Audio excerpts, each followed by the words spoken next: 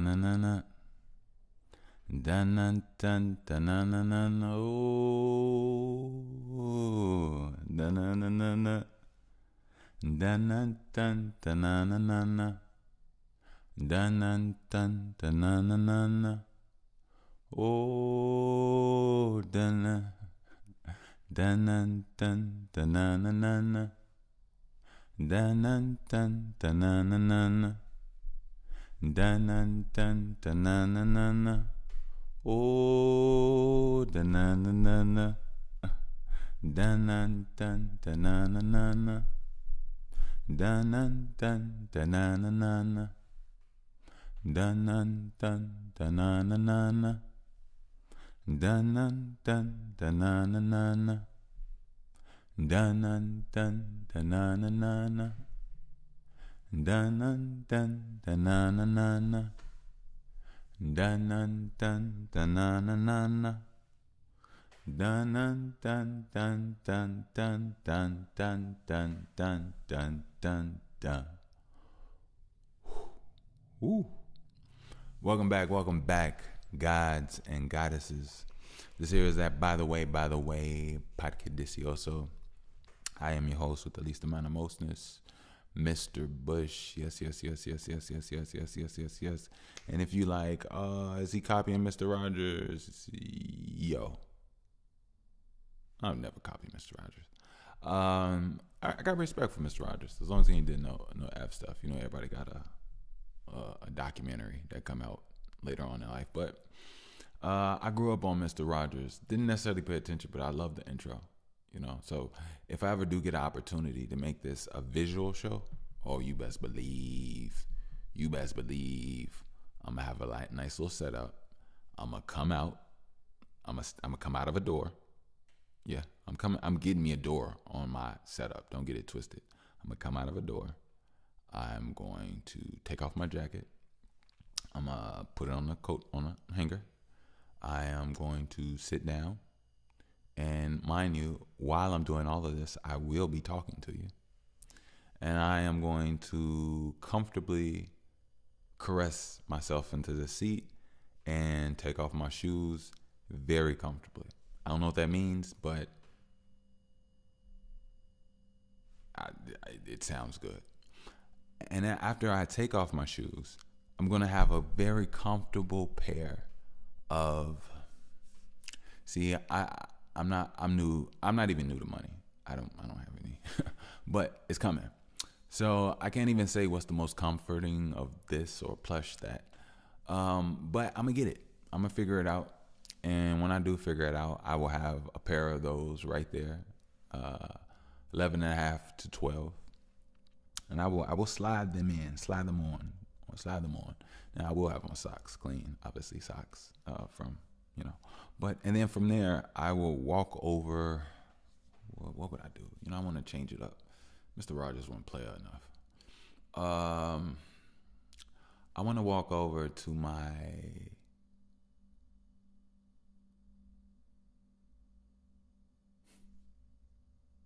I want to walk over to my beautiful helper. Yeah. I want to walk over to my beautiful helper, who is gorgeous, who is knowledgeable, who is warm, and who is extremely exhilarating, right? And she'll have some of the finest tea for me, right?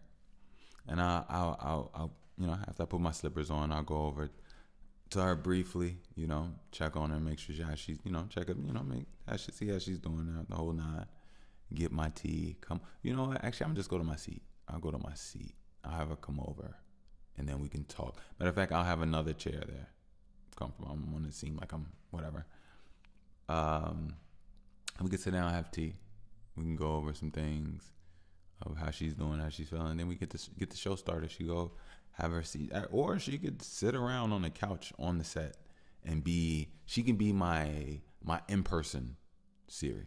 She can be Beauty and Brains, and I wouldn't mind if she has, you know, a nice little something tucked underneath, you know what I mean? And I'm not talking sexually. Relax, people. I was actually talking about a gun, but we'll move on. And yeah, that's how my show. I will have my show like that, and I will do me from there. And whenever there's something that I want to Google or pull up, or I don't want to go off that, I just want to go off the brain of a human. I'll look over to my trusty, beautiful confidant helper, and I'll ask her a question. And yeah, it'll go like that. That's how I would do it. Shout out to Mr. Rogers. And hey, R.I.P. Mr. Rogers. R.I.P. Mr. Rogers. Oh, I forgot one thing. Yeah. Before we start tea, either she or another helper. I'm good with my one helper. I'm gonna need that. I'm gonna need that cardigan. You know what I mean? But I'm gonna need that dad cardigan. You know what I mean? And I'm gonna need it comfortable. I care about comfort. Now I do care about looks. I do want it to be fly, but I want it to look comfortable. You know what I mean? That's where I'm at in life. You know what I mean? I want to be a father I'm gonna work my body to the bone. If you all ever get the opportunity, chance to see me, you will see that I have been doing exactly that. And I will be an in shape father in my cardigan with my slippers on, relaying beautiful information, melodies, and tunes to the people. Honestly, that's the elevation of this show. That's what I see, and I would love to sit down with some people. I think the people I would sit down with would really shock you all, but probably wouldn't. I don't know. Let me get back into my intro though. I'm going straight in. You all see that? You see how much I love you all. You see how much I like being here. I love potting with you all. I just love it. I love it. Shout out to my air hustlers, my beautiful vibe tribe, my gorgeous ones. I put you all to my tummy if I could. I don't care what you are. I love you all. I love you all. I do want to say. I was looking and I was like, one thing I realized, I will not go off numbers. I know. I know you all mess with me. I know I mess with you all. That's not a question. I was looking at numbers and I was like, whoa, what's going on here? I was looking at certain things, and at one time, it was just like things just like so fluctuating, right? And I was like, you know what? I'm just gonna stay on my path. I'm just gonna continue to do what I do and just stay on my grizzy. You know what I mean? I believe it or not, I enjoy it here. I really do. So, but shout out to you all, my air hustlers. I hope you all are doing well, fine, swell, and dandy. I hope you're working out. I hope everything is working out for you. Hopefully you're getting stronger. You're getting smarter. You're becoming more of yourself. You're becoming more of that bulb inside that is blossoming, and that's the most important thing, that you're getting better over time, because you'll realize that some people are getting worse over time. And it's just a reality. We are in a place of demons right now. We are in a spiritual world. The world is different now. The world is completely different. And you got to be on your P's and Q's. You have to be on your P's and Q's. You have to. You just have to. So with that being said, I wish you all nothing but guidance and protection. And, I'm here with you. I'm here with you. New listeners, welcome. I have nothing to tell you to expect. Just get comfortable. Tune in. If this is your first show, welcome. We got our ear hustlers right over there to the left and to the right of you. If you just close your eyes and get comfortable and vibrate, but don't do it if you're out there doing some stuff in the world. Wait till you get back home or wherever you need to be. But either way, you can listen to me all the time. I'm everywhere. We're all the time. We're omnipotent. I mean, come on now. What are we doing?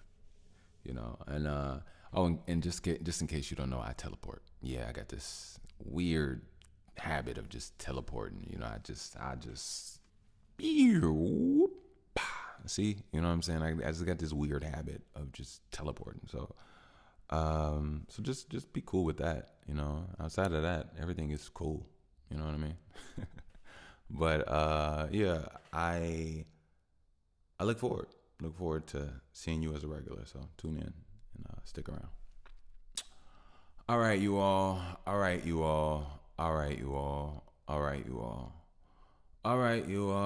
All right, you all. All right, you all. All right, you all. I get it. I swear that I do. I get it. Boom.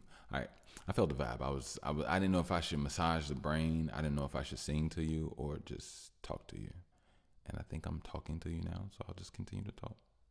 But I did want to tell you all, I released a project, a musical project. I did.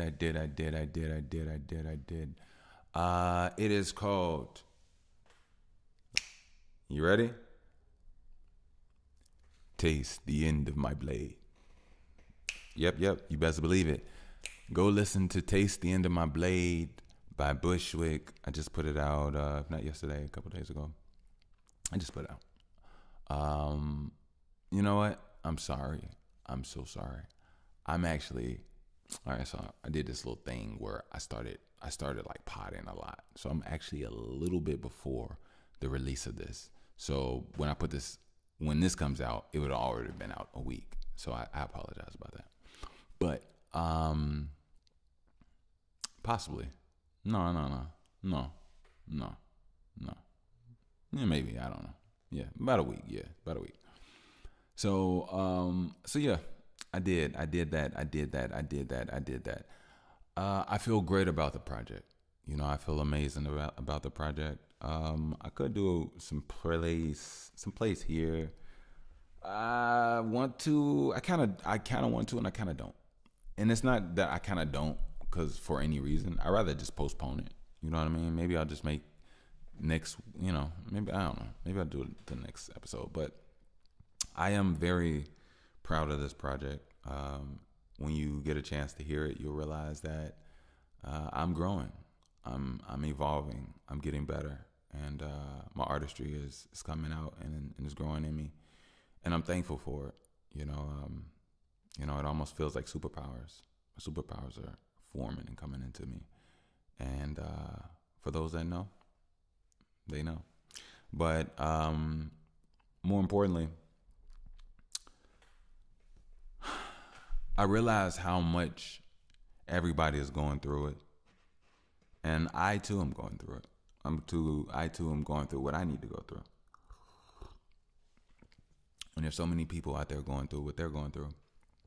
And there's so much pain, so much confusion, so much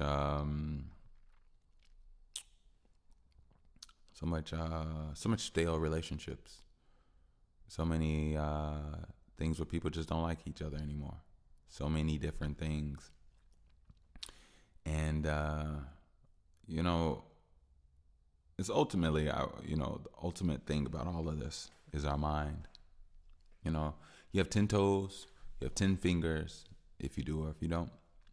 Nose, nostrils, arms, sexual organs, cells, and a body that knows how to create a whole nother body, heart, liver, everything, right? So technically, when two people come together, your body is capable of doing everything it is for you to have a happily ever life, right? The only thing is there's one organ in the whole body that just seems to mess or just seems to mess everything up, right? You know what that is? That's the mind, the brain, the mind. Now, the mind is very powerful, and people just choose not to give it credit. Let me tell you how weird the mind is. The mind is stupid and smart. The mind doesn't know how to build a heart.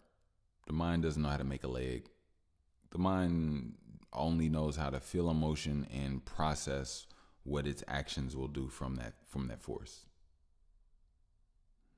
But the mind is not doing or in the know-how of the intricacies of every other organ and things happening in your body. Like, you can't go, oh, I got a parasite in my left arm. I sense it there, from my mind and I'm in my body.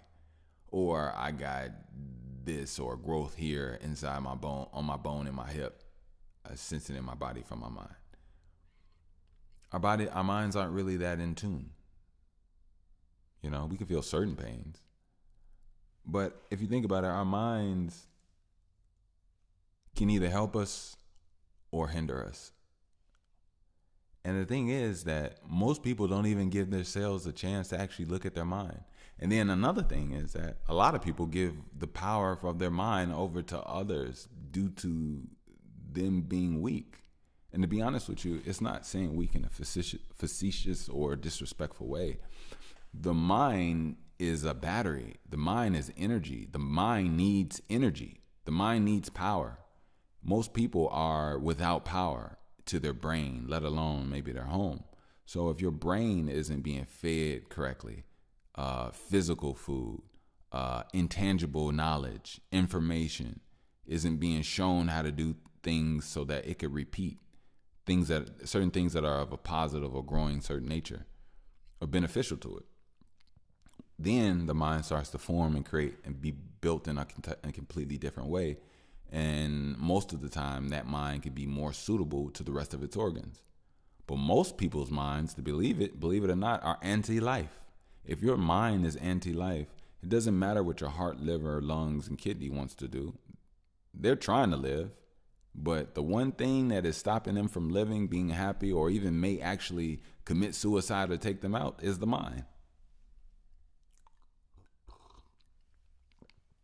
Now, I've been talking about the power of the mind for a very long time, and the power of time, or not necessarily just time, the power of now. But if you think about it, the power of now is the power of the mind, because you can't capitalize on the now unless you have a certain hold of your mind to even know what now is.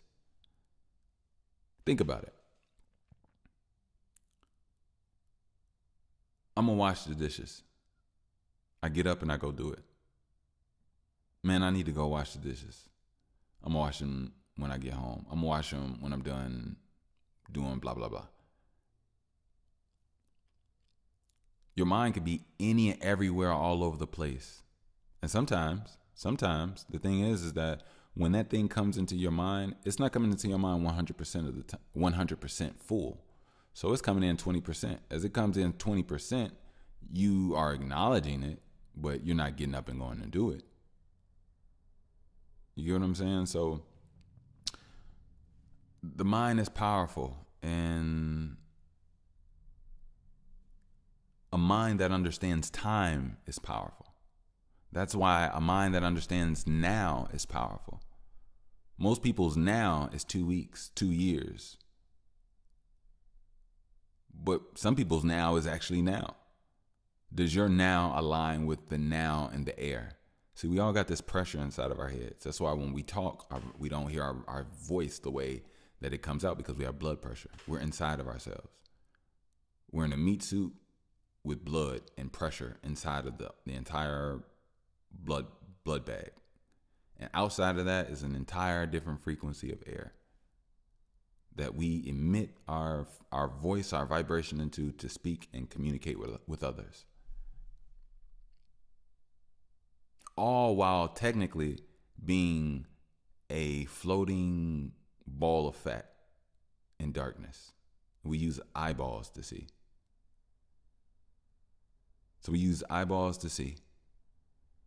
We use vocal vibrations that is creates a voice from the dimensions of our body, and then we operate that way in this dimension. And it shows you how powerful the mind is, how powerful the mind has to be. Now think about it. Think about how powerful the mind is. If the mind is technically fat in darkness, floating in cerebral fluid, why is it that everybody feels like they never even notice it? They're so close to life that they're just living it that they don't even realize that their decisions and energy, that comes from, I guess, an awakening. That comes from a perspective and an awareness of self. But the reality is, because of that, or AKA, people see or are experiencing things from the 3D perspective, meaning they only see things. They don't understand the inner to things. Like, people only see the outer shell of things, but people don't see the insides of things. The insides of things is where you get into the 4th, 5th, and higher dimensions. And I think that's the problem. with what's going on today. Not everybody's minds are on the same dimensional level anymore. And some people have the opportunity to dimensionally shift in their mind, but they didn't do what was needed for them to do to actually do it. And because of that, most likely there's repelling between people and lives, and how people have chosen to live their lives and chosen to what they've grown and transformed into. And that's what I'm noticing about the mind nowadays. Like, the pain and things that people are going through, it's their mind. Their mind right now, in so many ways, will grow multidimensionally, in a multidimensional way. So your mind will literally grow with and without you, meaning you can control how you grow, and then your mind will control how you grow based off your control. So I'll show you what I mean. Let's say that you want to be a mathematician. So you, from the late age of 8, you just start studying math equations, everything, formulas, to the age of 24, right? So let's say at the age of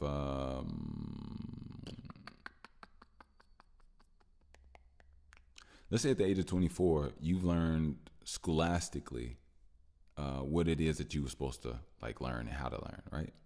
But let's also say from 8 to the age of 24, that's 16 years.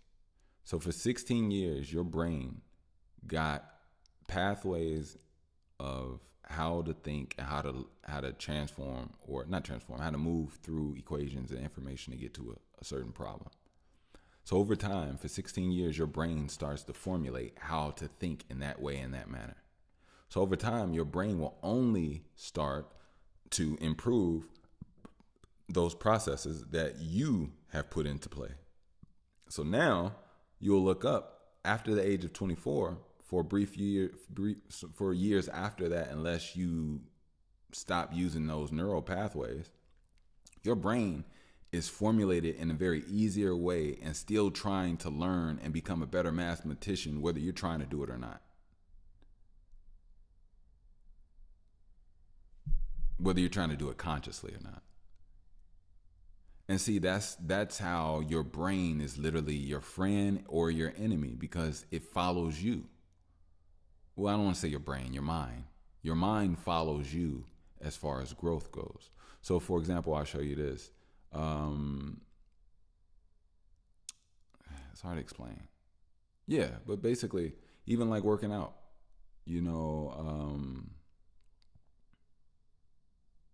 when you work out, here, I'll tell you this, and this literally will seem impossible to people that don't like working out or thinking working out is the most horrendous thing in the world. So look, get this out. Check this out.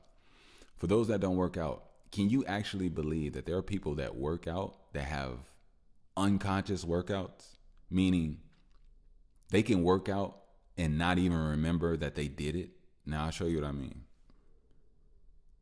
When a man goes through pain, some men, not all dudes are the same, but certain dudes of today have the ability to disconnect, disassociate from everything and go hard in darkness, right? Whether it's reading, whether it's working out, whether it's doing their art, craft, building something, they're doing them, right? Now, for a dude that wants to rebuild his body, mind, spirit, and is working out and wants to transform his body, and he gets into a groove where he's going nonstop, he's doing dailies, he's getting lost in it, he's doing his thing. Once he starts, he has to mentally make himself do it every day for 3 weeks to 3 months, right? So let's say after 3 months, now he doesn't have to make his body do it. It's a part of everything. So next thing you know, after 3 months, if he putting that work in, next thing you know, when he's doing whatever he's doing, he finds himself working out. Just doing it, because it's a part of whatever it is. It's not something that he has to muster up energy to go do. It's something that he turns out to find out he just finds himself doing. And that's the difference in energy. Most people don't notice that. That's the difference in consciousness. Literally what I just told you. Most people can't really identify energy, but that's it. Another thing is just that like and see that's what I was talking about. Like some people, the difference is the pressure in the spirit. Once you have a deeper, more evolved pressure, it's not the same. You can breathe in other people, but other people can't breathe in your pressure. That's the thing about consciousness. See, like, look, I'll show you what I mean. One person looks at you and goes, oh my God, I hate going to the gym. Oh my God, I hate getting down on the floor and doing this and doing that, or just working out and going in my backyard or whatever the case may be. I hate it, right? But then when they hear that somebody goes, they were talking and they go, what were you doing 2 nights ago? And they go, bro, I can't remember. And then they continue to keep going. And then it comes to the guy and he goes, oh, you know what? I was in the gym. We were working out, you know? And then somebody else that's listening to that, how the fuck did he forget that he was in the gym working out? See, the thing is, that person saying that, they probably worked out maybe once a year, once 3 years. You see what I'm saying? Or maybe it's a fancy talk whenever it pops up or they see somebody in shape. But the difference is the pressure in them is completely different. So the pressure is the power. The pressure is the information. The pressure is the knowledge. The pressure is the life. Without the pressure, you're pretty much weak. Yeah, you're weak because therefore you can't really go into other people's pressure because other people's pressure is too much for you. And see, the thing is this is the key about life. You have to be you to pull out your pressure to be your best self. And that's the pressure. That's the only way you can evolve in pressure. You can't do it by being somebody else.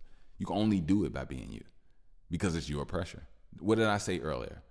Your voice sounds different to you on a recording sometimes because your voice in your head, when you talk to yourself, is not what people hear when it comes out of your body. But you don't notice that at the time when you're talking because you hear what you hear. But you don't hear what other people hear. And other people hear something different because they have a different blood pressure. So their blood pressure determines a lot, like not even just their blood pressure, their pressure of their entire just essence, which comes out to their blood pressure. The pressure that you work on in the conscious levels of your mind are in your body. It's in your blood. So if you yeah. And I'm not saying like, and let me, actually, those are two different pressures. Let me take that back. Blood pressure going up is dangerous, right? Energy pressure going up is not dangerous. Energy pressure going up is just growth. It's something that you just breathe in naturally, but it's different, but it's experienced to others differently based off how they're grown or where they are on their journey. So yeah. So let me make sure there's a difference, even though both can. That's another conversation. But yeah, your blood pressure is your blood pressure. The pressure that I'm talking about that rises from your energetic presence is different. That can be heightened, that can be strengthened, and that will rise based off your understanding. Your ability to lean on what emotions, where you hold your mind, how you lean on yourself internally, how much, I don't want to necessarily say love in a gooey way, but how much of a good person, how much of a reasonable person are you with, like, you know, I guess following some type of moral code that's inscribed within all of us to a certain degree. You know, yeah. But so much. But yeah, I am. I'm very happy. I'm very excited about the new project. Taste the End of My Blade. Yes, Taste the End of My Blade. I believe it's five songs on there. I'll try to get something else out to you all by the end of the year. I'm not trying to go there and look over this, but this project right here really Um, it means a lot to me. It means the world to me. I've gone through a lot. And recently, I've had somebody just flip the script on me completely. Sometimes I be wanting to talk to you all about things here, and I learned that I can, and I don't want to sound like a broken record. I just have to make sure that sometimes I come and I speak in a digested manner because, I'm dealing with people that are close to somebody that I care about deeply, and I love my daughter. I don't want to. I don't want to necessarily talk down and use my art and my platform to, to talk down to her mother. I don't. But one thing I realize is that what we go through is not right, and it's not good for my daughter. And it's also something that I realize that other people go through as well.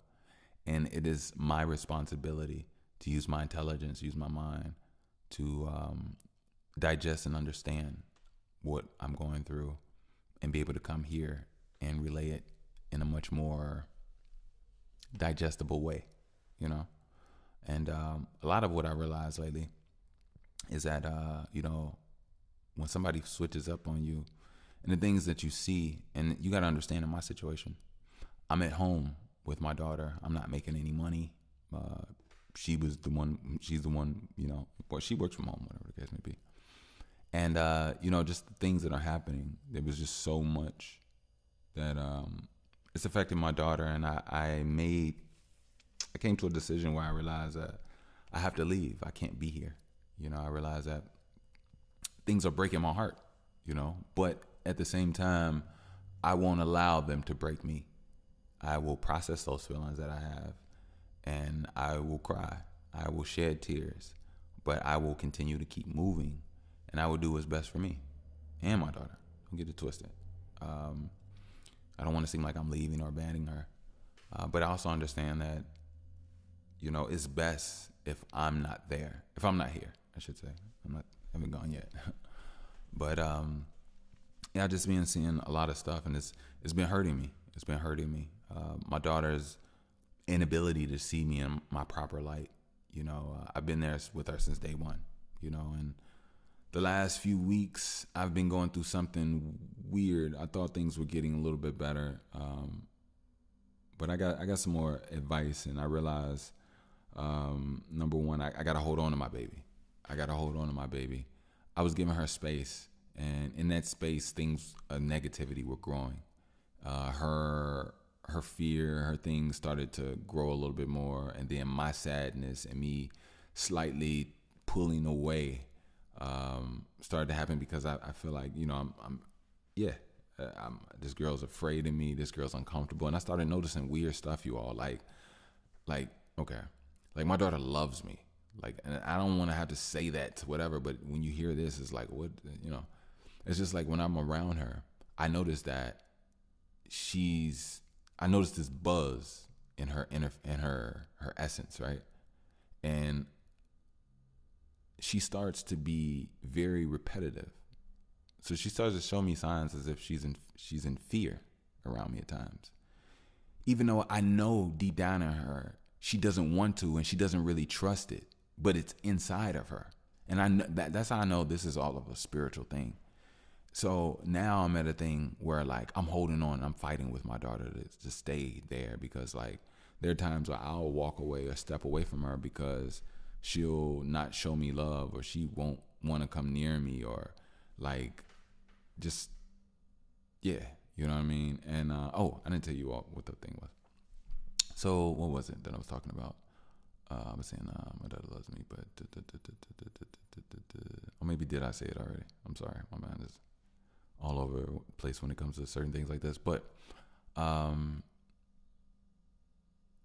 yeah, like she that's what I'm saying. She repeats herself, and she starts to, like, just say the most obvious things, like, and she just only repeats those. But then I notice, like, when she's with her mom or something, she says, like, complete thoughts with not maybe the most complete sentence, but like a more of a forming, created sentence. And she used to talk and spend time with me the exact same way, but it just slowly changed. And that's something right now that I'm going through, that I'm making sure that if she's indifferent or showing, I'm going to get up and I'm going to give her a kiss on the cheek anyway. I'm going to this and that. I'm going to, yeah, and that's what I've been learning to realize that I have to do. And I also realize that, for the betterment of her, the thing is, my daughter is being confused because she trusts her mom, and every kid follows their mother. And her mother is not a good example of love towards me. Her mother is just innately disrespectful. One of the, I'm not even gonna go there, but yeah, I can. One of the episodes titles a couple episodes ago, the one that went, "How dare you stand up for yourself?" That's literally her energy after she does a lot of stuff, and it's like she says things after doing a lot of stuff, and it lets you know in her brain she's basically saying, "How dare you stand up for yourself?" Because the stuff don't even make sense. And what I realize is that, don't get me wrong, there's no signs of any weakness here by any means. Don't get it twisted.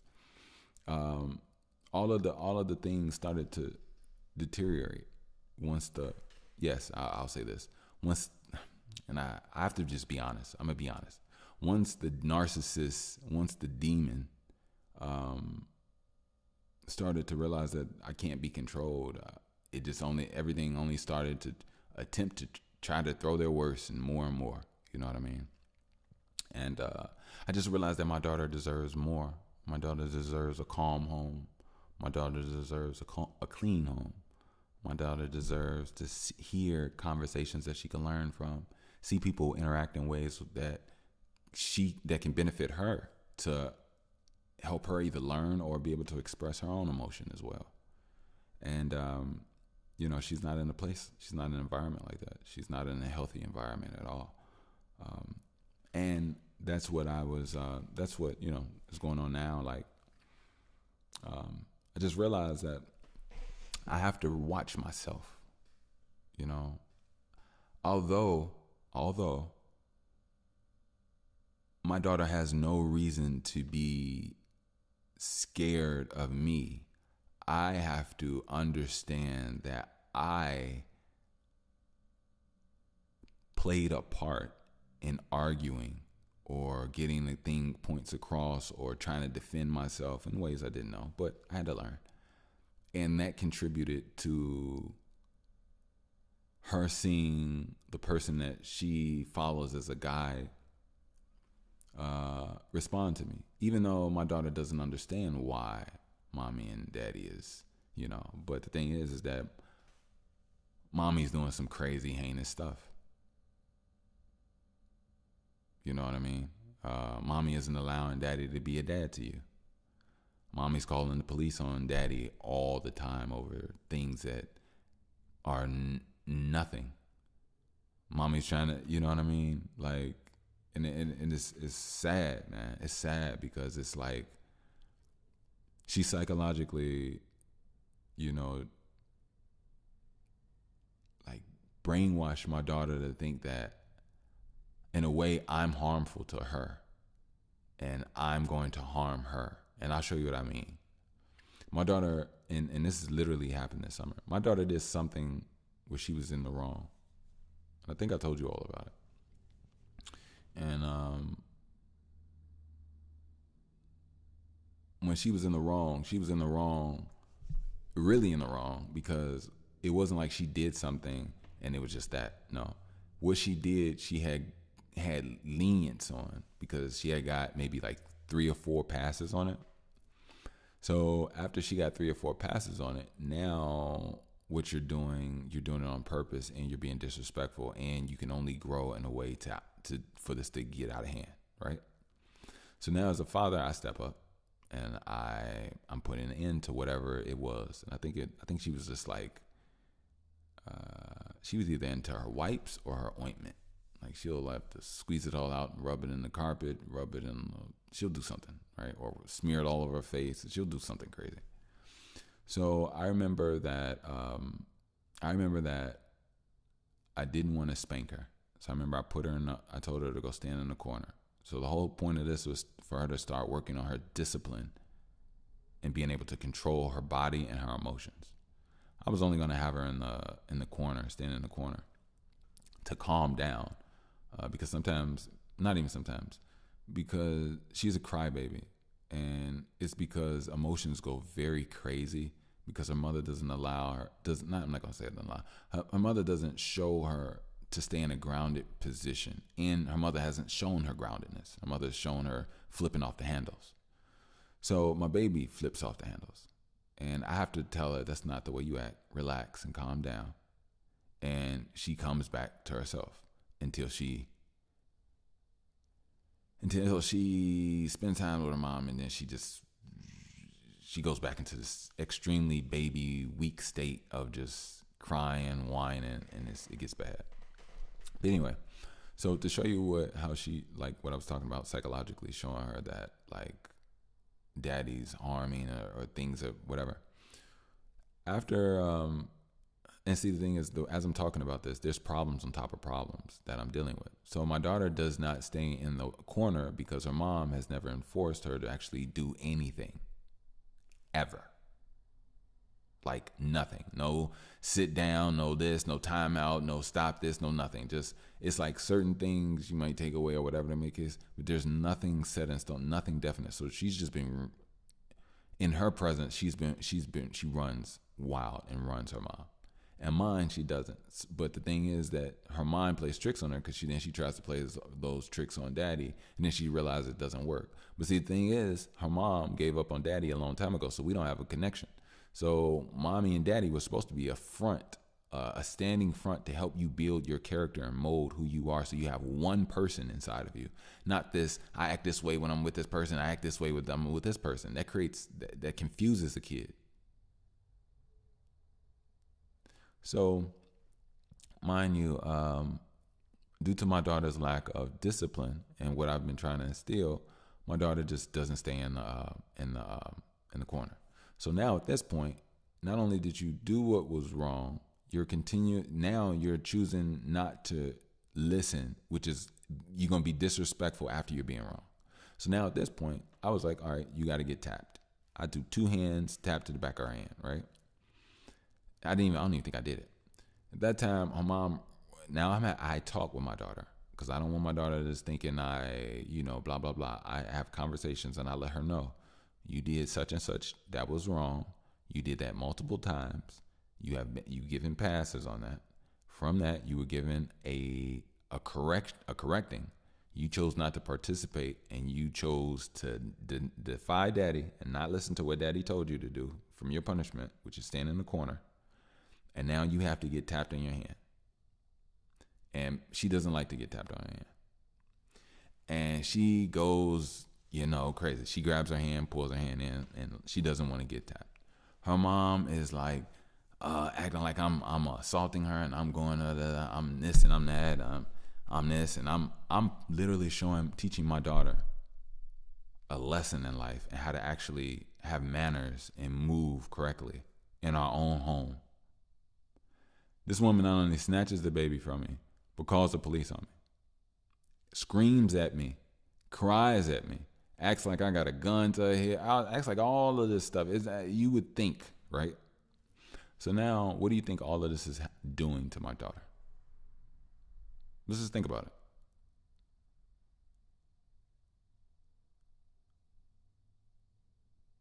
Mommy just saved me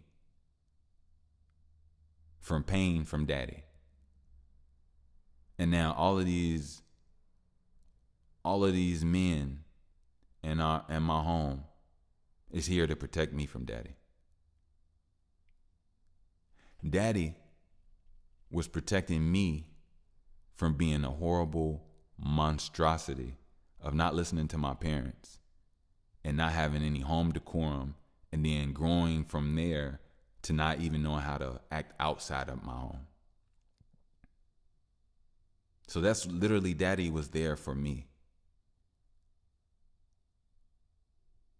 Daddy was protecting me from myself. Daddy was trying to show me a lesson so that I have more power and more energy throughout my moments in life, and I can make better decisions and carry myself in a way where people can't play me or I can't play myself. Daddy tried to guide me. Daddy showed patience with me. And Daddy loves me. And I have to wait for those words. I have to wait years for those words. I look at a little girl now who doesn't understand anything. What's going on? And sometimes as a father, I'll go up to her and I'll look her in the eye and I'll talk to her like she's a grown woman. And I know I can't because she's two.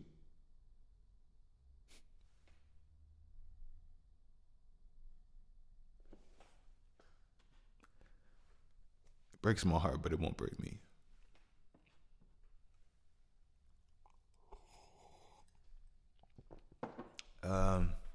Let's do a commercial. I'm gonna go check on her. She is actually taking a nap. If you would like, if you like to support, donate to the show, my broke ass would love that and appreciate that. Be gracious to that, and use that to build myself and do better with you all, do more with you all. But if you would like to donate support to the show, you can definitely do so via PayPal at Wickush, WICKUSH. I'm more than gracious. And if you would like to donate via Zelle, you can also do so via Zelle. That is MICKEL, B as in boy, 41 at gmail.com. Thank you. Again, if you would like to donate via Zelle, you can do so via mickelb41 at gmail.com, MICKELB41 at gmail. And my PayPal again is WICKUSH. Thank you. For you business, women, creators alike, save 15% with Link app. They have tech that just basically you can do a rubber band. You can put a little M&M piece on the back of your phone. I think they even have like a necklace tag, I think. But anyway, all you do is tap it to people's phone, and boom, all your information pops up, your profile, however you set it up, to display, and it'll, whatever your services, products that you got going on and do for you, they'll get everything, and you'll stay in contact. So check out Link app and save your 15%. Also, grab your BTWT first edition. I will put the link down in the description. And as always, it's a comfortable telepathic conversation. You know what I mean? So you all be safe out there in your shirts. I wish nothing but guidance, nothing but superpowers, nothing but protection in these. I want you all to be nothing but guided and protected in life. Mentally, spiritually, physically. I don't want nothing to hurt you. And if something does come your way, I hope it's for the betterment of you. So yeah, thank you. So I'll put the link down in the description and grab your tea. It sounded like I almost said grab your tea. And it sounded like titty, did it? Or you could grab your titties. If you want to grab your titties, grab your titties. I'm not about to. So funny. So sometimes, all right. So I have this goofy, like, trippy mind, right? I really do. Like sometimes I get in really goofy states. And who I realize? There's a podcast that I realize who me and him could not be in these goofy states together. It could be dangerous. Charlamagne the God is it's so funny to me, right? And his trolling on like men and him like not teetering the line, but him just playing with being gay. It's an art form, y'all. Like it's actually art. Like if you really tune, they got a decent pod. They have a great pod. But it's funny. It's super funny. And oh crap, I think something's whatever. I will be right back. I think somebody's at my doorbell.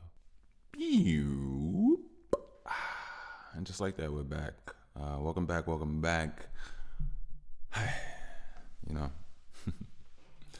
I want to make sure that when I'm on this pod, I try to make sure that I touch on things that make sense, you know. Um, but I will say this though. Um, I want to talk to you all about God.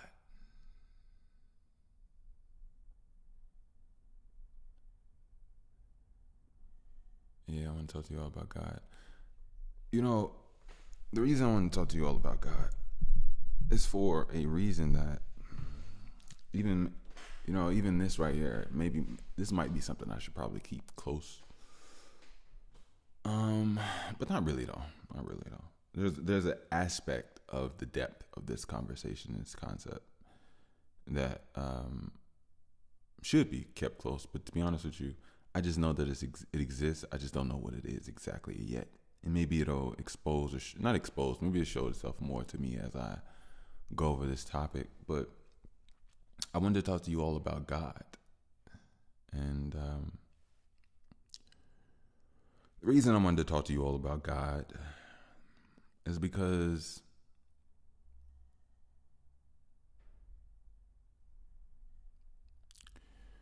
like my life is a movie. It's truly a movie, you all.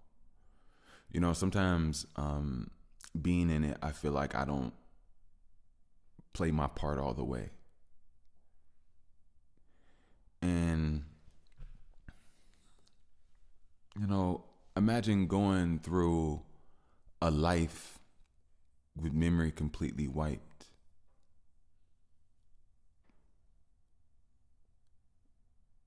And looking at other things as they are official living organisms in existence. But because your eyes never lie on you, you never really see yourself as the same notion of things, And sometimes when you go through relationships, via any relationship, when you go through interactions, I'll put it like that. I want to say relationships. When you go through interactions with people,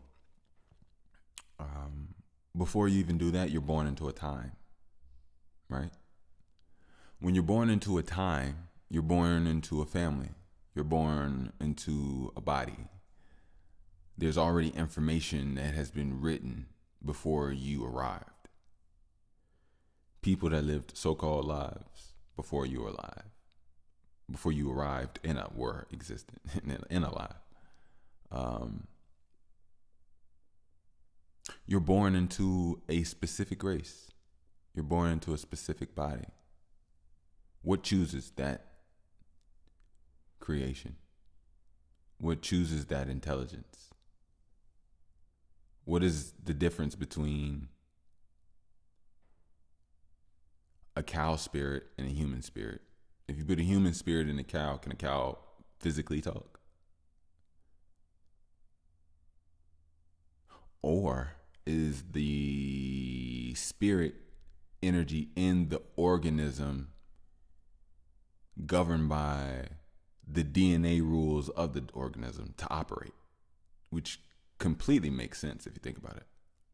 You only are what you are, and DNA has written energetic programs. This is an energetic world. We come into an energetic world as a spirit that inhabits a genetic coded DNA physical vessel. And the DNA in itself has electrical codes and things for it to be on. So I guess everybody is technically exactly where they need to be, because you can only fit in what you have codes for. If you don't have the codes for it, then you can't. You see what I'm saying? But anyway, yeah. When it comes to God, I've been looking at a lot of stuff. Like even my daughter.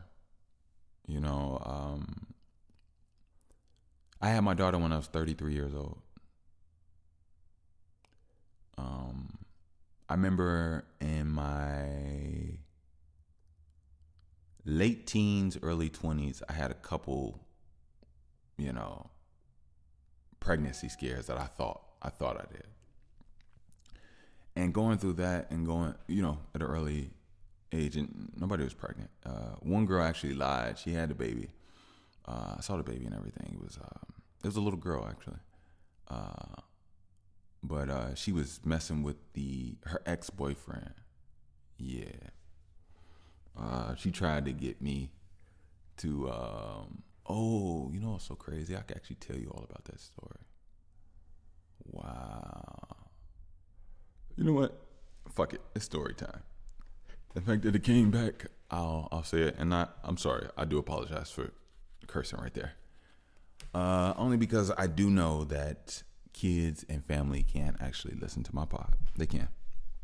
It's very educational, very knowledgeable. But sometimes, I'm not going to lie, I'm a real person. But I don't think curse words make me a real person. I just think the fact that I express myself in a certain way. And I will say that out of so many words out here, we can use them properly. But I'll also tell you this. Sometimes it's not even the words that you say, it's the energy that you put out. And side note, I had a dream one time where God was talking to everybody, and everybody had the exact same name, but it was based off how God said it, that you knew it was specifically you. And I just thought that was the dopest shit since I woke up. And that was that. That was just a quick excerpt. But anyway, back to my story time. So this is a good one. All right, so I was messing with this girl that I probably should not have messed with, right? Not probably, I shouldn't have messed with. And I'll tell you all exactly how it came to be.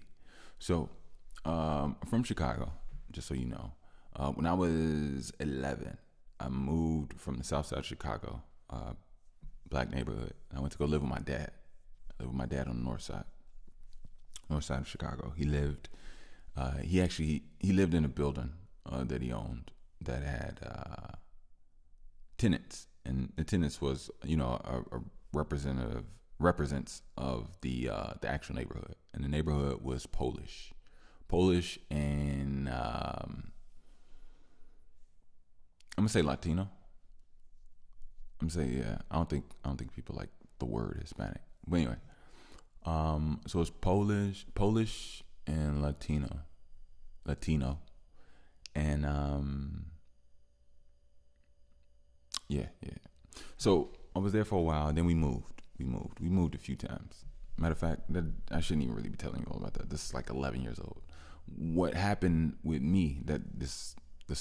I'm giving you a trajectory of to when I was. I think this time I was like 19. No, maybe I wasn't. I was like 18 or 19, possibly. Like 18 or 19. Okay. So, I'm letting you know where I was. I was living with my dad. Had been through high school. He actually kicked me out a few times over nothingness, literally. But so long story short, I'm in high school. I believe I'm 18, and there was this girl that I was in love with. I'll say her name. Her name was Hilda. I was in love with this girl named Hilda, right? And that in itself was a nice little story of how it came to be. But even she was like nothing really, and it took me a long time because like that was a pivotal love in my life that hurt me for a long time. And to be honest with you all, this is my first time actually saying that out my mouth. That essence, that conversation, all of that lived in my head and my heart since I was 18 years old. I'm 35 now. And don't get me wrong. I've been over that, but I would say for about a good almost 10 years, it was like a reflecting moment when it came to that of even being hurt, and yeah, I'll never forget. And don't get me wrong, when I look at things now, obviously I understand, but a part of me was always able to love, always able to build with somebody. I'll be honest with you, I'm a little different. It just so happened that the things blow up in my face, but it's not really my fault. You know what I mean? And it took me a long time to realize that things that blow up in my face from other people are not my fault. And I used to internalize things, and I used to feel immense pain. You know, mind you, I will get back to the actual abortion story. Don't get me wrong. When abortion, it's a pregnancy / abortion / lie story. You'll get it. Trust me, it'll all come together. I know y'all like, what the is this guy talking about? But anyway, so there's a girl I really love named Hilda, and me and Hilda were going through some issues or something. I think she was messing with somebody, but it wasn't like she was doing it. It wasn't like, obviously I didn't know about it. What was going on? I can't remember the time frame what was going on, but what I do know is this. There was a homie I had, was actually in jail now.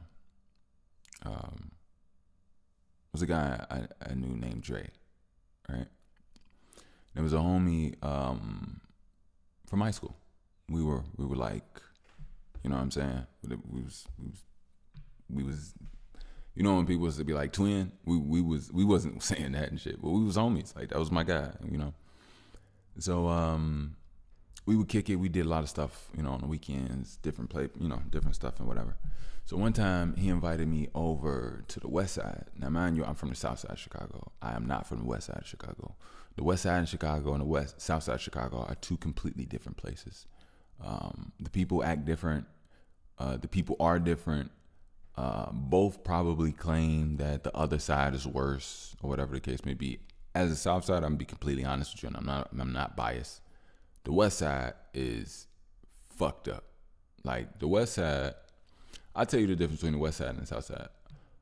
On the South Side, you only see one white strung out person on drugs running around doing their thing, and even they stay on 79th and Vincennes. There's a white woman, young girl. I don't know what, she got short haircut.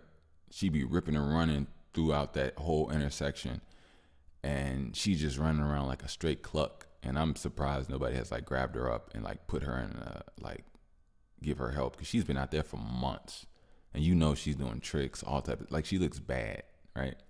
And that's one person on the South Side of Chicago. On the West Side, it's thousands of those. On the West Side, there's lands with patches of dirt, no grass. On the West Side, is glass in the street. On the West Side, it's corner stores, no grocery stores. Corner stores, gas station. Like people eat full course deli meals and stuff like that from like that type of like. So it's a big difference. And I don't want to shit on the West Side. Me personally, I feel like the city needs to distribute wealth and things that make sense. But I also say that the black people on the South Side have a much different togetherness. But I also can't speak completely on the West Side because I don't know what type of togetherness they have. All I do know is that based off the violence, and don't get me wrong, it's violence on the South Side too. I'm not trying to make it seem like, you know, but yeah, I've seen, and I've been on the South Side. I've seen more black communities and things of gatherings and things coming together. Also because I haven't been on the West Side like that, maybe I haven't witnessed or experienced. I don't want to talk bad or shit. We're all the same people. Don't get it twisted. But I will say West Siders and South Siders act a little different. West Siders, if you ask me, West Side turn up. Like them motherfuckers will turn up on you, turn up, like for real. South Sides, I'll be honest with you. South Side is more like cool, chill, but turn up on the violence at any moment. I don't know why the fuck it's like that. So, but it don't seem like the West Side's like that. West Side just seemed like they turned up on violence all the time. South Side is like cool, chill, not doing too much. You know, like, you know, everybody don't be super colorful. But when it come to like, you know, certain things, they will get hot. You know, it can't get there, you know. But anyway, So I'm with my homie. We're on the west side, and we at the spot. We go to the spot. We go to like one of his family spot, and there's a girl there. I forgot her name. But me and her just hit it off. It was his cousin. And like she just couldn't keep her eyes off me. Couldn't keep her hands off me. We just vibed, right? Now, a lot of this was probably, now that I look back, a lot of this, I ain't gonna say she love bombing me or anything, because we didn't have like a long, like type of like, relationship or anything like that. But, yeah, we just messed around, did our thing. And, I just remember, I know what it was. I'll never forget, like, the girl that I really loved, which I was saying, Hilda, was acting weird, funny, or whatever the case may be. That's when this girl came into the play and was like, on me, right? So it kind of threw off the pain or just the whatever of Hilda for a little bit while I was messing with this girl. And I should not have been messing with this girl. But as a horny 18-year-old boy, and she's 18, 19, and we...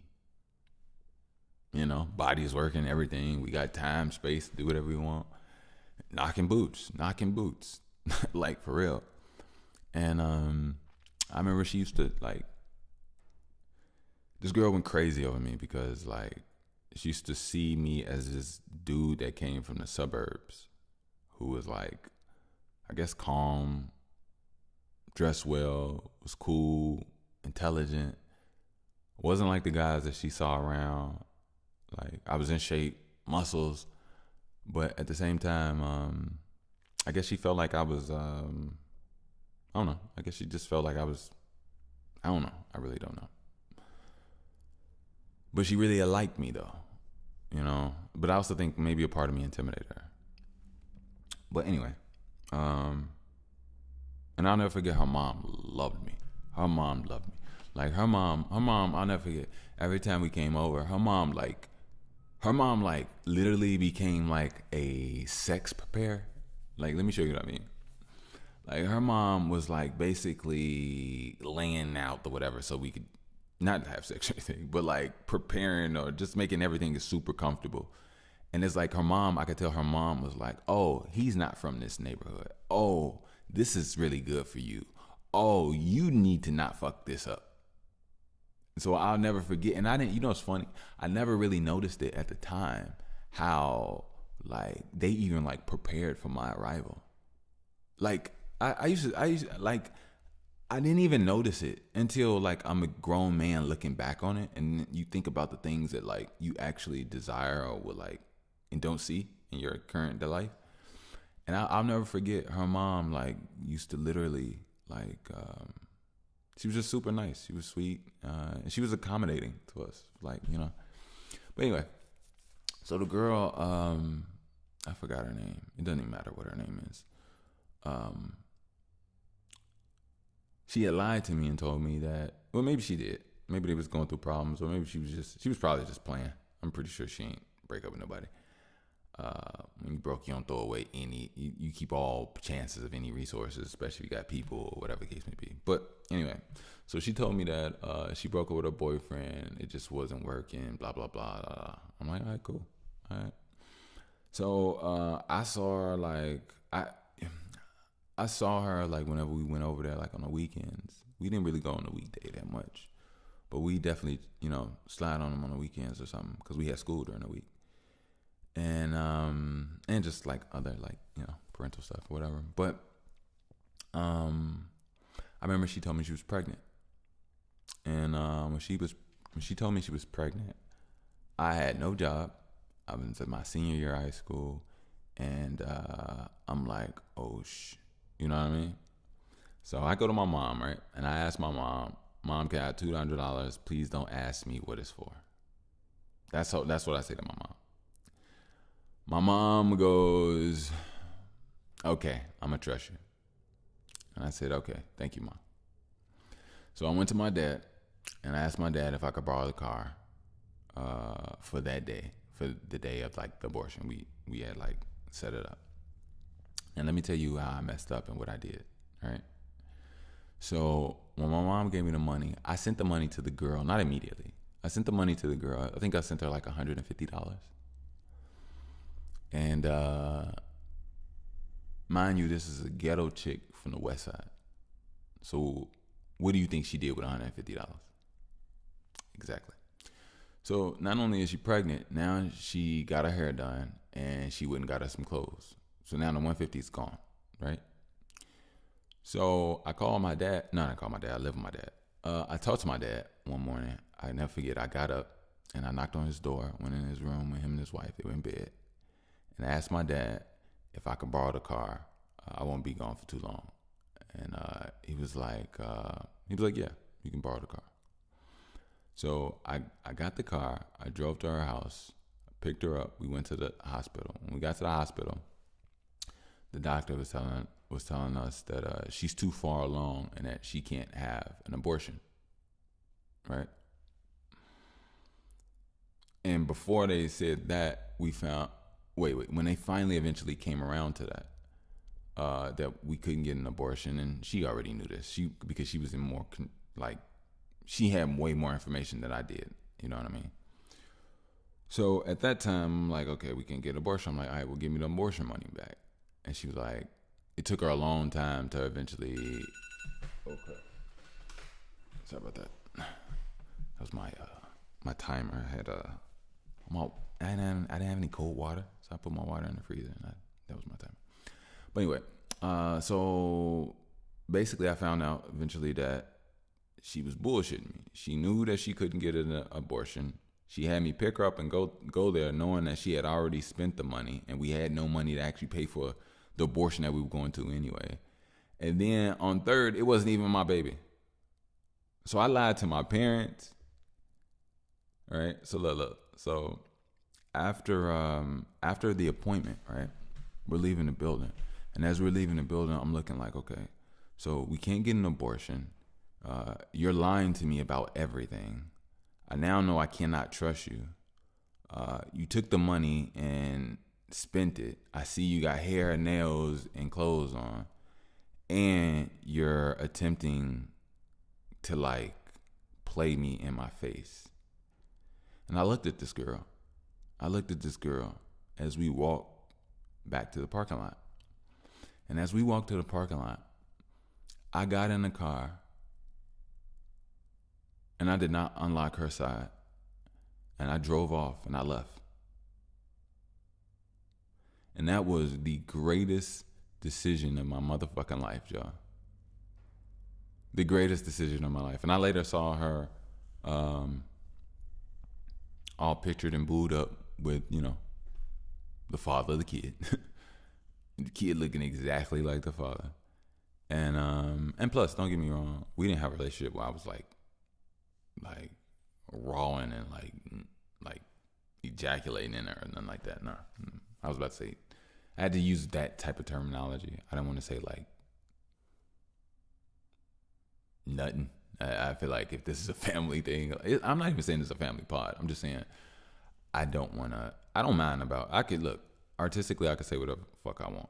But sometimes when it comes to cursing words, when I just use one right there, I try my best not to. So anyway, but yeah, that was one of the best decisions of my life.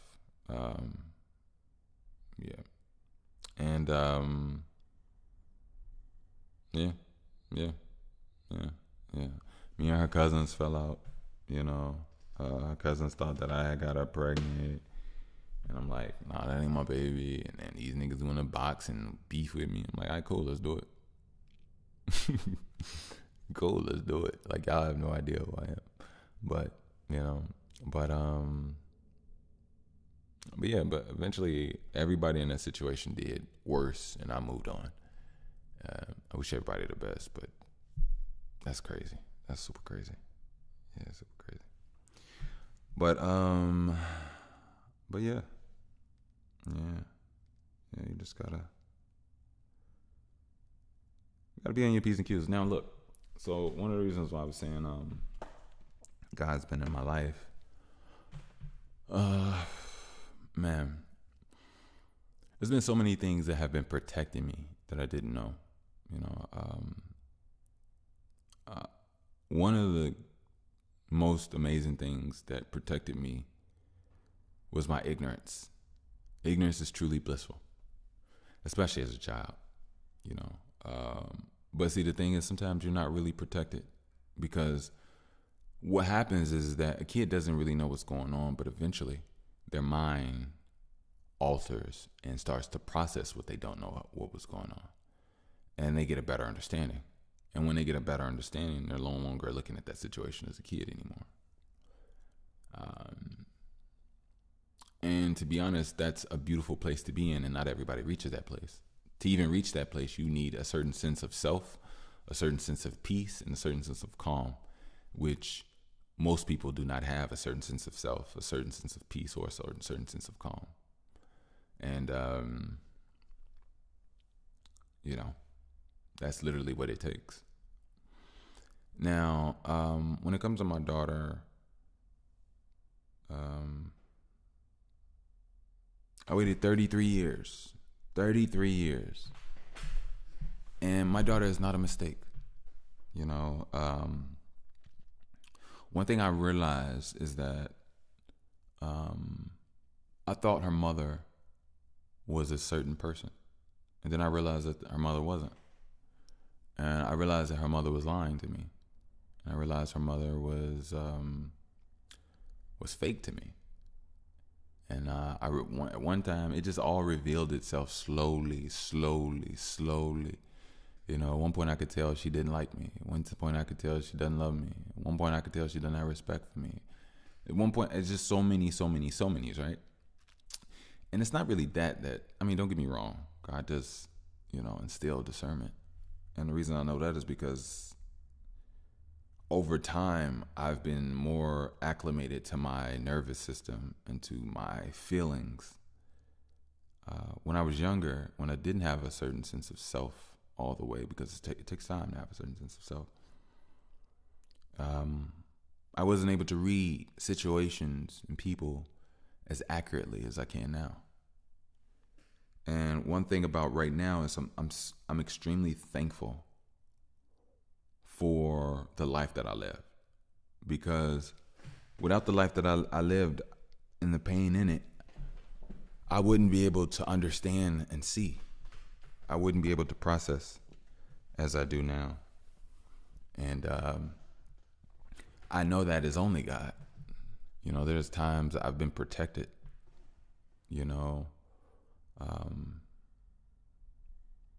on so many levels. I was just thinking about the first time somebody even tried to kill me or my family. I was like barely 2 years old, not even 2 years old. And I'll never forget like being on the bed with my cousin. My cousin was like 8. And the women in my house, my mom, my 3 aunts, and I think my grandma, were all at the front door pushing and holding, because somebody had heard that my great grandma had received some money and had cashed it, and somebody was like strong arming with a gun, and I'll never forget, they were fighting at the door to push and keep the person out, and I was just like, I was on the bed with my cousin, and I was laying on my back with my feet in the air, just clapping my feet together, smiling and laughing. And I don't know why I remember that, but I do. And I had cousins and family, and we talked about it and stuff. But when you really think about, when you really think about things that have been attempting to take you out, that same friend I told you that I was going out with on the weekends, and I finally ended up dating his cousin, not messing around with his cousin. He's in jail now. Yeah.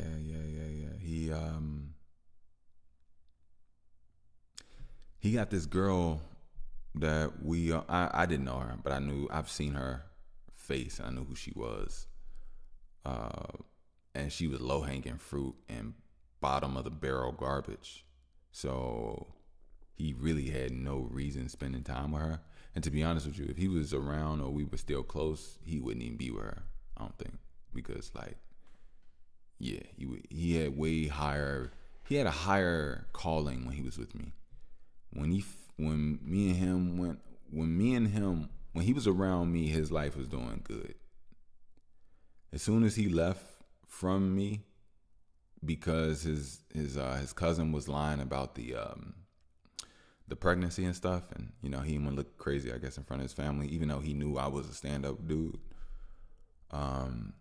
It's so funny, like our last year of high school, his father had got out of jail from I want to say maybe 18 years. I think his father went to jail when he was a baby and came out when he was 18.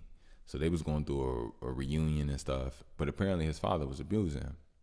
How? I don't know all the way. I think he was beating him and trying to tough him up because I think he thought it was weak.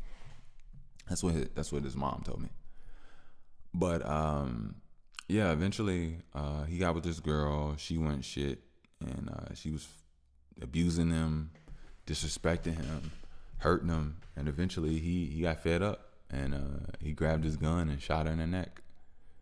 And she's paralyzed forever with her kid, and he's in jail.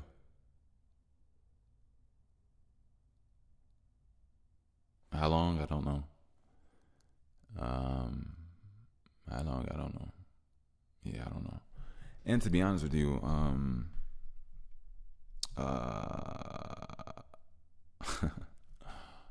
oh, fuck him. And I don't say that in a way of, it's still love. I know that may sound crazy, but the reason I say fuck him is because he had plans of shooting me too. So lovely when a demon tries to befriend you and act nice and get a time for y'all to meet up and stuff. But yeah, God just wasn't for that one. So yeah, but still love, and love in a way where hopefully you can get your shit together. You know what I mean? Not saying I want to be a friend or know you or spend time with you, but I've had people in my life already, and they know to stay away. You know what I mean? But more about this God that I see and know. My daughter's gorgeous. My daughter's beautiful, and my daughter's me. And I know that she is my only family. Not my mom, not my dad, not my sisters, not my cousins, not her mom. Her mom has shown me that. Hey, get this, you all. Check this out. I'm a stay-at-home father, right, with a narcissistic mother, right, who was just completely evil, right? And mind you this, I stay at home and I take care of my daughter. We do alphabets, we do numbers, we do life. I teach her everything that I know. I spell out everything we go through, everything we interact with. I'm spelling cars, airplane, we're going to fire hydrants. She's identifying ambulance, all types of stuff. The whole day is babyfied, right? Now, I make no money, you all. I make no money, you all. Right? And get this. A few months ago, I think in April, my SNAP benefits, with a link card, like a EBT card, went out. And it was because I didn't do some interview or updated interview when I'm still broke, right? So mind you, I haven't been getting no money, not even government assistance.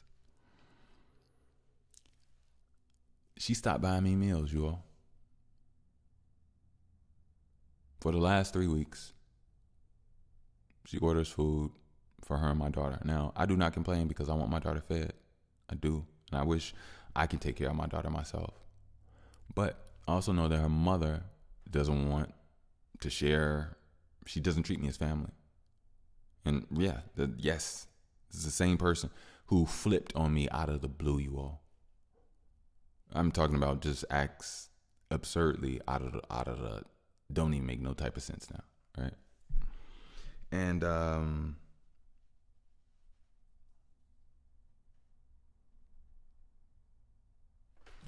it lets me know that my daughter is my one true family. And even still, don't get me wrong, my daughter could be placed out of my heart. I wouldn't want her placed out of my heart, but I've also come to realize that a lot of people have done me wrong, and a lot of people have turned their back on me. And if I think that she can't do that either, then I'm a fool, right? But the thing is, I'm not going to put all my bags and chips on my daughter. No, it's my life. I put my bags and chips on me. And I'm not living my life thinking that everybody I meet is going to leave me or this and that. No, that's not what I'm saying. But I also understand that, like, you know, I plan on showing her me, given the opportunity and the time. And I know I'll do that. You know, I know I'll do that. And I know, to be honest with you, I know I'll make money. I know something is coming my way. I know I'll be able to pay for a home. I'll be able to pay for dinner. I'll be able to pay for a meal, for outing, you know, date with a woman, whether it's with my daughter, whether it's for whatever the case may be. I know I'll be able to get it done and do it. You know, staying on my P's and Q's, I know that God is real. You know, I've seen so many people try to destroy me and take me down, and I overcame. And even right now, I'm in a situation where somebody's trying to destroy me and take me down. And they're upset because they can't. They're upset because I'm guided. They're upset because I'm protected. They're upset that the police don't shoot me when they come to the house from their false allegations. You know what I'm saying? They're upset that, you know, their friends come over and are still feeling me like I'm not the liar in this monstrosity that they lied and told them I was over the phone. And they want to get in my face. They're like, oh, he's so respectful. Oh, I like him. Oh, it's energy. Oh, he's so nice to my kid. Oh, we come over, he makes my daughter a smoothie with his kid and offers me water, juice, or some wine if I want it. Talks to me about the pain that I mentioned last time, or the person, you know, he's thoughtful and caring. You don't do this. So where's the monster that you claim that he was? You see what I'm saying? So that's what I go through. But it also shows me God, because like God doesn't allow certain things to even touch me. And you know, it's so crazy. Yesterday, I'm not gonna speak on like what the day is. I'm just gonna speak candidly. Yesterday, the mother of my child decided to say good morning to me in the morning, right? And when she said good morning, I looked at her and I said, good morning. And I went on with what I did, right? Now, mind you, we've been together. Well, no, we're not together. But I'm saying, mind you, we have been in cahoots for 9 years, right? So at the 9th year, you're trying to get comfortable to say good morning to a person. After 9 years, y'all. You see what I'm saying? So that in itself is pretty crazy. Give me one second, y'all. Just like that. Back. So yeah. I actually got a call just now about social services and about a case management, and that was a caseworker, and it was a disappointing call. It was a disappointing call, you know. Yeah, just a disappointing call. But I will not be stopped. And things are gonna go well for me. Even though that conversation wasn't, it wasn't a bad conversation. It just didn't go in the direction that is most suitable for me. But I'm not gonna complain. I'm gonna get off the phone, breathe, and get back to the work. Yeah. And that's another thing. I'll be honest with you. I don't know how things are gonna go. God is like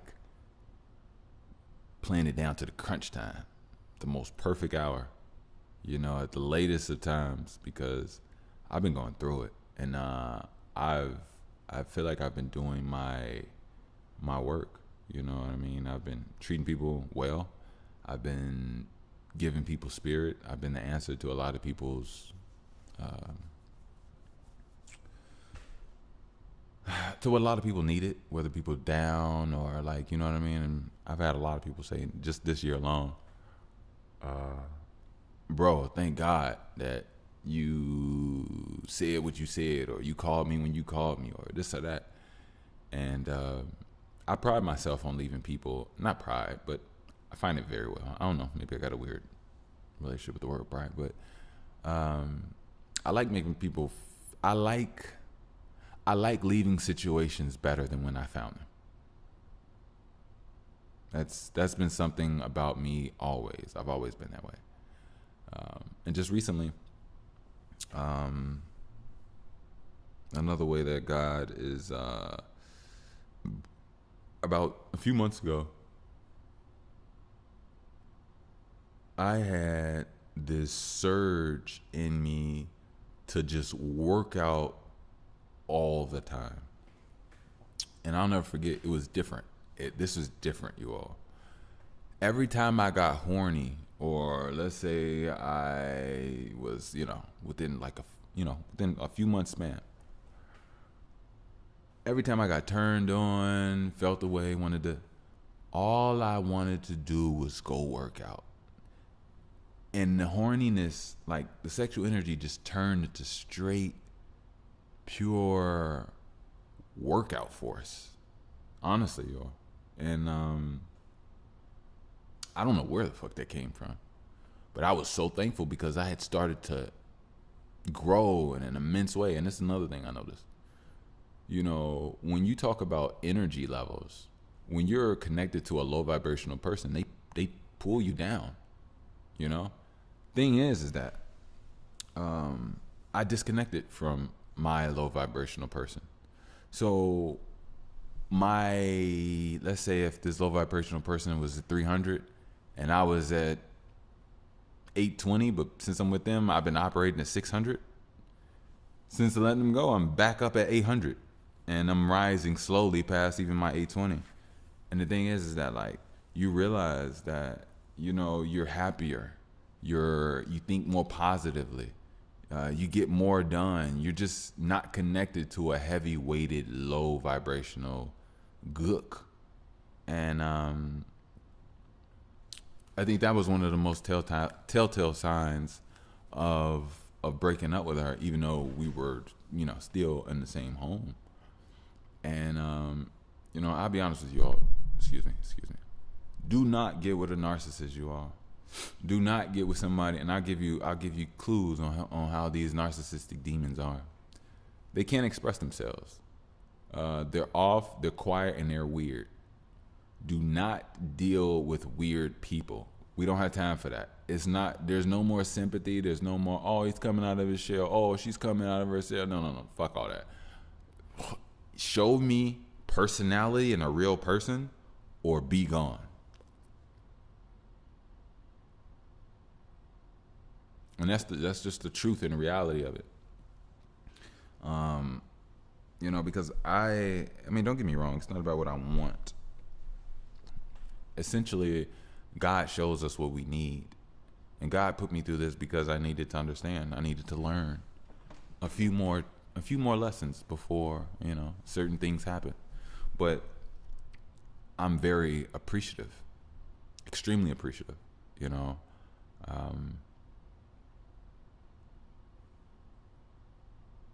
Let me tell you all something. I thought this was interesting. A few months ago, mother of my child, her father was over here, and I told him that she was acting crazy, horrible, affecting the family, and that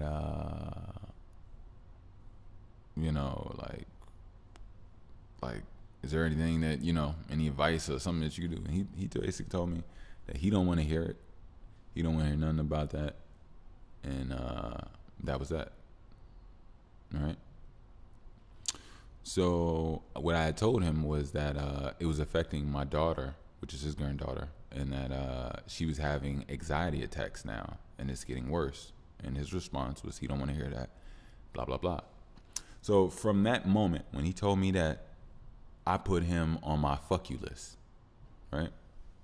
So a few weeks later, he comes over, and mind you, he had a stroke, so he can't walk. He has, whatever. So in this one, he actually just got a new helper, right? So his last helper on their last day, he called off. So he was non-responsive. He wasn't picking up his phone. So her father had the Pace bus. They came, got him from his home, and brought him over to where we are. Now, when you disrespected me and you don't want to assist me to have a better tomorrow for my daughter, which is your granddaughter, you put yourself on a fuck you list because you don't want to confront your own daughter. So you come over and you have something to say to me, but you realize that I don't have any respect to listen or even care about what you have to say. But then your daughter jumps up and says, you treat my dad like that, blah, blah, blah. And I tell your daughter, didn't your father tell me that he don't want to hear what I had to say last time in front of you? He said that in front of her because she was helping him walk to the car. Feeling good that her daddy isn't going to make her adhere to the fact that she just ruined her own family in his face. So you expect me to give your father the respect that he didn't have for me? And she was about to say yeah, but when she realized how absurd she was, by that time her face was already deteriorating and falling apart, and I had walked off already. Like, you're not, like, come on, be real. You know what I'm saying? So funny thing is that her father, he's like 84, 80. No, he just had a birthday. He was 82, turned 83. He might be 84. I think he's 84, right? Okay. So she's so prideful, right? Let me tell you how much of a narcissistic demon she is. She's so prideful and so she thinks that you're supposed to give her goodness no matter what all the time, and she's not gonna give you nothing, but you better still keep giving her goodness. That's what she thinks, right? So she came in with her father. Now she was about to sit her father down. He has to go down two little steps, and she was struggling with him, right? And she didn't want to ask me for help because she's not talking to me, and she's not talking to me because she is a demon. Wants to show our daughter the worst possible example of everything in life. So she pridefully does what she does, struggling, and then her father falls on the floor, an 82-year-old man who had a stroke, can't use the left side of his body. And when he fell, I watched them. Me and my daughter, we watched them. And he was hurt, and she was distraught. And I sat there and I watched them. And then I looked at my daughter, and my daughter, her facial expression changed. When her facial expression changed, my body instantly got up. I got up, I walked over to him, I picked him up, I carried him over to the couch, and I put him on the couch.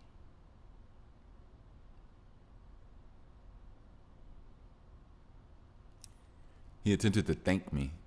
I told him I don't want to thank you.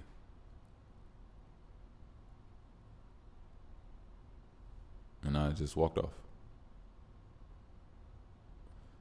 And did whatever I did for that day, or about whatever. I just let my daughter spend time with her grandfather, because I don't waste no time with him anymore.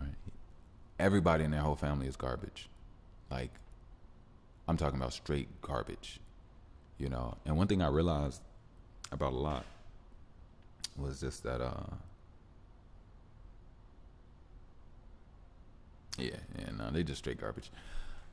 I just got to make sure that I get me a place and that I protect my daughter because my daughter's been emulating some qualities of them that I do not want her to have at all.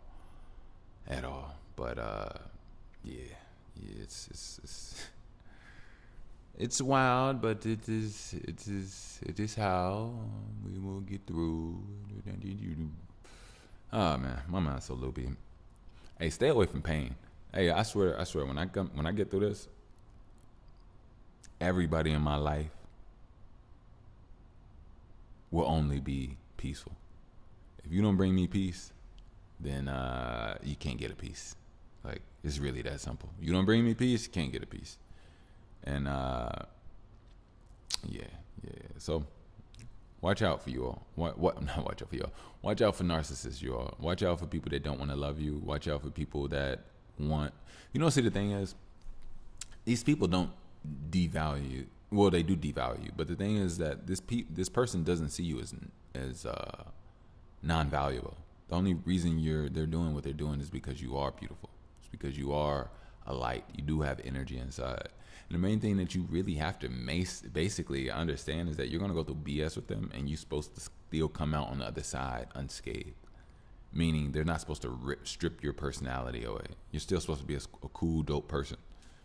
Just because they lied to you, just because they antagonize, poke, provoke, whatever the case may be, doesn't mean that you change who you are to somebody else. You see what I'm saying? So that's one of the biggest things that I've been learning is that these demons will attempt to change your character.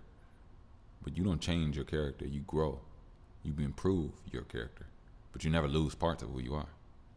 And replace them with parts of who they are to be like, nah, fuck that. They're weak. You're not. You may be tired. You may be in pain. But you got energy. And it's not even you got energy. You are energy. That's the thing a lot of us aren't realizing. Energy isn't something you possess. It's not a secondary thing to what you are. You are it. Point blank simple. You're the smile. You're the processing. You're the mover. You're the thinker. You're the put together. You're the builder. You're the designer. You're of everything. Of not just a smile, a walk, a conversation. You're the style in which the comedy flows. You're the style in which the music goes. You're the style in which the conversation flows. You are the energy. The energy is not something that you have. And see, once you understand that you are it, you are what they want. But they can't have you. They can't be you. But you are what they want.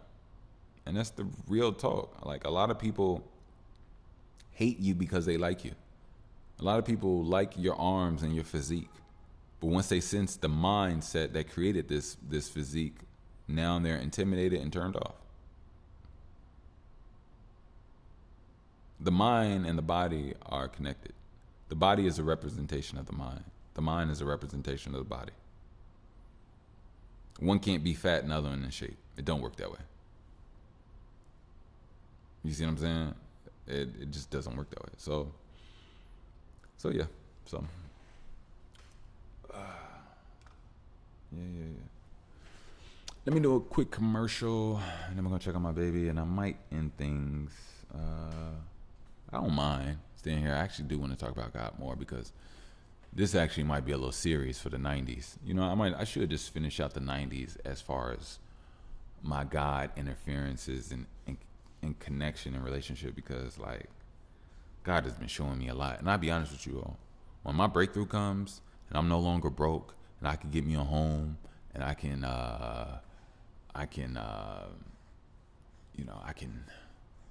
put myself in environments where I can dwell with more peaceful people, more decent, or even without that, things can open up in a way where like blessings come my way. I really do feel like even where I am doesn't hinder, but holds back some things. And I don't want anything held back in my life that's good for me. I want to be able to completely be 100% with it. I just don't understand everything. I'm just trying my best to work with God. I'm not trying to work against or anything. Even things that bring me pain. I understand that, no, this is to change me and make me better. I don't run away from it and try to hold on and fight the thing that is happening. No. Hell no. As long as I see what God is doing, I am on board. I have no other choice. I'm not going to go against the grain, go against the flow. I'll be honest with you. One time I started to realize that there's something that works to my benefit that is governing the things around me. So work with the things that are happening around me. Don't fight it. Just work with it. And all will be revealed. And all has been revealed. I've gotten a chance to really understand my situation lately. You all don't understand the last. I was a prisoner to my own life, I felt. Staying with a little girl that was slowly starting to see me as a monster, slowly turning on me. I'm like, oh my God, I have no money, I have no job. Luckily, I can walk and run. I'm in shape now. So now it lets me know it's time to put the work in, it's time to do. And get out of my mind, get out of my heart, emotions about what I feel, and get to it. And don't get me wrong, I've always been getting to it, but I don't think I've been getting into it the proper way. But now I understand I have. Getting to it, I was supposed to be where I am. Being where I am strengthened my spirit, and being where I am also strengthened my daughter's spirit. And being where I am also allowed us, now me and my daughter are much better. And it's so funny because it was an ebb and flow, but now I see a real rhythm. And it's off of me. I didn't know this at first. You play a bigger role in the interactions around you. Now I'll show you what I mean. I was lackadaisical on. Let me turn this up because I want motherfuckers to know that I'm not. I love my daughter, and I'm gonna turn up hot blood and wake up because I will not lose somebody in life just from they just floated away. Hell no, fuck that. So, what I realized about my daughter is that when it comes to your child, you have to love your child, and you got to hold on to your child, and you got to be there for your kid. You got to be there, and I'm gonna be honest with you. The other person will do things to deteriorate and destroy you all's relationship. And I'm gonna speak specifically for fathers. If there's a dude out there that's a narcissist and making it hard for the mother of their child and their kid, you not only are you a bitch, but I'm gonna be honest with you. I'm gonna get past myself of being upset and angry with you, and I'm gonna ask you to get your stuff together and do us right, because that's not right. Don't do that. Don't do that. Don't do that. That kid needs his mother, even if she's not perfect and she's doing what it. Allow her to grow. Not everybody's perfect. But don't be that way. Don't do that. Any dude out there, don't do that. But yeah. So, what I realized is that you got to hold on to your baby. You know what I'm saying? If you feel loose, the connection will fucking float away. And one thing I did, what I realized that was hurting me, was I was giving my daughter space, and I thought that space and backing up was the right thing to do. No. I'm going to tell you, all fathers, if you have a narcissistic mother and your daughter starts to internalize you all's arguments and in a weird way is taking her side, she's not really taking her side. She's just leaning that way. And it's okay. As a father, it is going to break your heart even when you see her lean that way. I completely get it. Just listen. The only thing you have to do is continue to love your kid. Keep your eyes on the real prize, which is your kid. It's not your mother. It's not the mother. It's not her legs, not her feet, not her face. Fuck the mother. Forget that. Focus on your child. Focus on your child's face. Focus on your child's well-being. Focus on your child's nervous system. You know what I'm saying? Focus on your child's emotional state. And as you do that, you'll realize that the arguments are itchy. You're not getting loud, and you're not giving energy anywhere that's not needed, because it's only being played and used against you. And once you focus on your child, you put that energy into your kid. Your kid knows you love them and not the conversation and the argument and the fighting more than them. Because to be honest with you, in toxic relationships, the itchy fighting becomes more powerful than the love that they have for the thing that they created. And sometimes months ago, I noticed that from being in just chaos of flames of argument with her, and then I look over and I see this little kid like, oh, I didn't even know he was there. And I was like, and that fucking hurts my heart. You're my first child, and in your own home, I can forget your existence? Oh, hell no. Something got to give. No. This is evilness. This is my first child. This is my first love. And I've spent 30 years trying to figure out and wander and ponder what you would look like, think like, sound like, all this. And I have the audacity that it's possible for me to forget that you're in the house with me? Hell no. Hell no. This thing is too evil. You're not in love. And that happened months ago. And when that happened, I snapped into a whole new fatherhood. Every time I snap into a father, I keep getting better. And I will. I'll keep evolving. Because my baby needs the best part of me. And I thank God. I thank God. You know what? One thing I thank God for the last time? And this is powerful. I used to think that I needed weed to rap and smoke. I used to think I needed weed to like, not even pot or anything, but just do art. You know what I mean? I've come to realize and strengthen this spiritual force within me that allows me to make music and doesn't hold me back due to lack of marijuana. And knowing that I smoke a lot, I used to like get inoculated. And I'd have like nostril issues, not being able to breathe at night.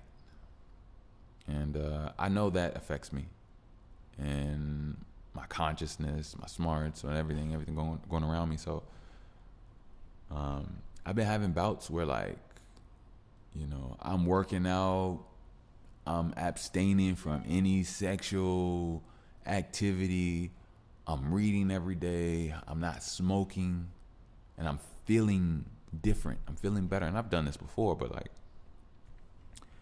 I'm just understanding and seeing God showing me that I could do more without the things that I thought that I needed or external, whatever the case may be. And last time I stopped smoking weed for 50 days, I started to gain weight. Yeah, I was stuck between 172 and 185.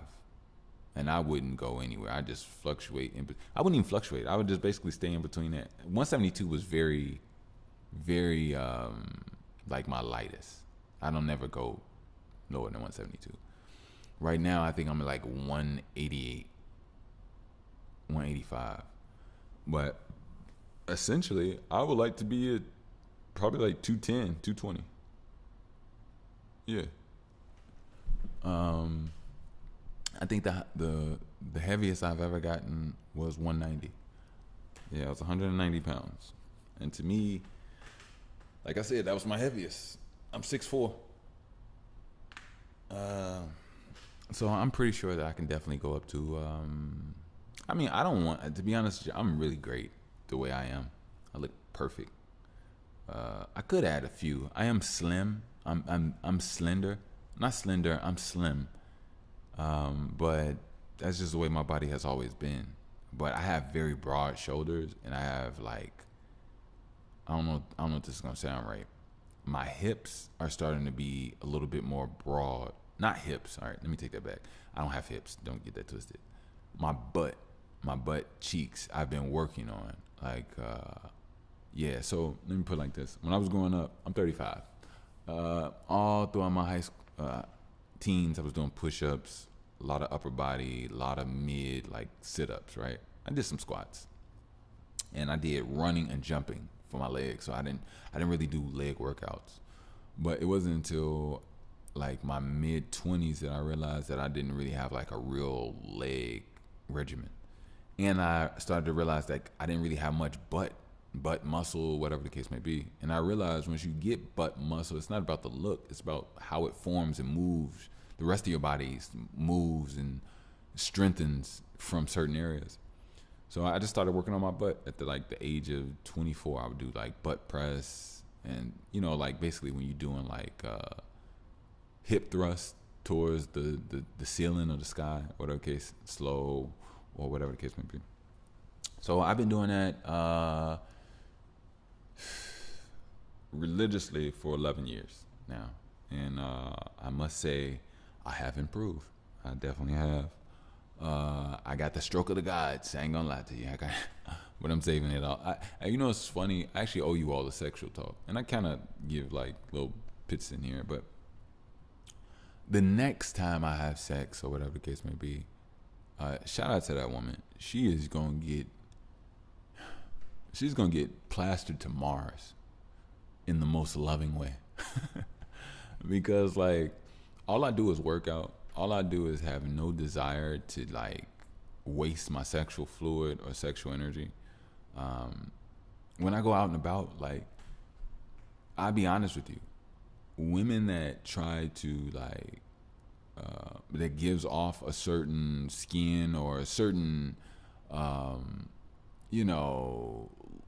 look at what I'm going to put out as things to possibly catch you guys with. I'm gonna throw my body out like I'm fishing, like look at my trap, basically. That shit turns me off very quickly. Like I love and I can sense women that respect themselves. And you know what's crazy? My whole life, even as a kid, if I was to masturbate, I would rather masturbate. And I know this may sound crazy.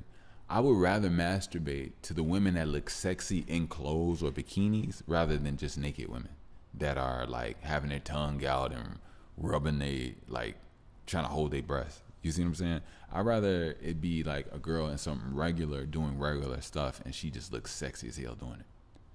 You know what I mean? Like that is it to me. But whenever you try to like give off the this and that, that shit, it's like nah, that turns me off completely. But I also know that's my spirit inside as it builds and grows. But my out in public is crazy. My out in public is crazy. Like I can sense a lot of people. Crazy thing is people stare at me like, look, just yesterday, me and my daughter went to the park a little later in the day. And we left like around 8. No. We left right before 8. So we left at like 7:50. But we were there from like, I want to say maybe 6:10. No, we were there for about a good hour and a half, right? So when I come in, like, it's, mind you, it's maybe like 400 people at this park. Right. When me and my daughter come in, me and my daughter and my dog, we come in. Everybody stares at us, looks at us. Everybody. They look at me, they look at my daughter, and they look at my dog. They give my dog compliments. They stare at me, and they hover around my daughter. And these are the kids and the kids' parents and the older people there. The old people there, as soon as they see me, they talk to me. They didn't talk to none of the other people my age, none of the other parents. I'm 35. I'm talking about everybody that was like 50 and up. As soon as matter of fact, okay, look. So when we got there, we walked through the park a little bit, right? And I had my daughter in a stroller. When we got there, we went through, let her do her thing. But then I also know that my dog, Storm is my dog's name. Storm she got to relieve herself and get her stretches, and she like to roll around in the grass and get her belly rubs and her back scratched. So when we were in the park, when we first got there, we were there for like in the park area for like maybe 15, 20 minutes. Then after that, Brooke loves I call her Booba. Booba loves the swings. Swings is her favorite thing to do, right? But there is only two of the swings that she could get on, like the little baby ones, the ones that's like that actually look like you got like it's like a diaper swing holder thing. It's not just like a seat. Okay, so it was only two of those, and they had two babies in it, and there was mothers like lined up on this bench that were watching them. The mothers with the babies, and on top of that, those mothers were smoking like right there in front of all of the kids, and that in itself turned me off. So I walked away from that moment. So I told Brooke, I was like, "Come on, boo boo, let's go over here in the field. Let's walk Storm and let her get some fresh air, stretch her legs, run around." So we did that. Oh yeah, that's all. I almost forgot what I was doing. So we did that. Went stretched. She saw some little berries on the tree. We examined them, everything. So then when we came back, instantly, without any whatever, this woman started giving, start saying compliments to us, right? This older woman, and she was talking about how cute and beautiful. I thought she was talking about my dog, because when I'm out and about, I get look. I get compliments on my daughter and my dog all the time, simultaneously, all the time. So sometimes, unless I see who they're looking at, I don't know who they're talking to or what they're talking about. So when we were walking back, the woman, she goes, "Oh, she's so cute, beautiful, blah blah blah blah blah," and I go,